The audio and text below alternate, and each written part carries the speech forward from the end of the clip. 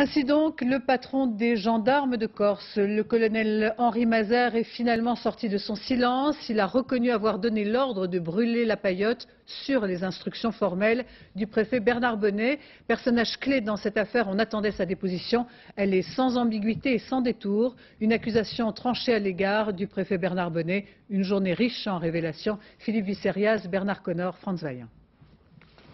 Il est arrivé en début d'après-midi dans un avion militaire.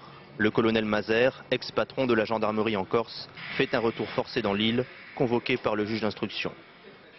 C'est sa première audition sur le fond, ses premiers aveux. Il a reconnu avoir donné l'ordre d'incendier la paillote sur les instructions formelles du préfet. Il y a eu un plan arrêté par le préfet qui envisageait la destruction de quelques paillotes.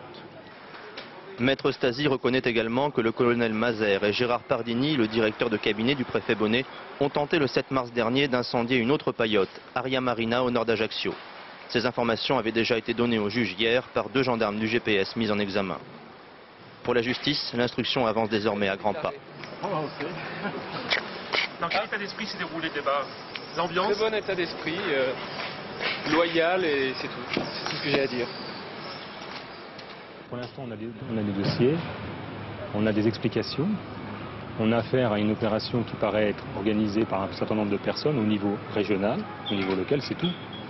Pour laver l'image de la gendarmerie, le lieutenant-colonel Cavalier, lui, a choisi de parler. Ce matin, il a remis au juge un enregistrement compromettant pour l'ex-préfet Bonnet. Est-ce que vous êtes allé faire aujourd'hui? Tout à fait. Qu'est-ce qu'il y avait sur cette casquette? Écoutez, je reste d'une discrétion totale. Je n'ai pas intervenu.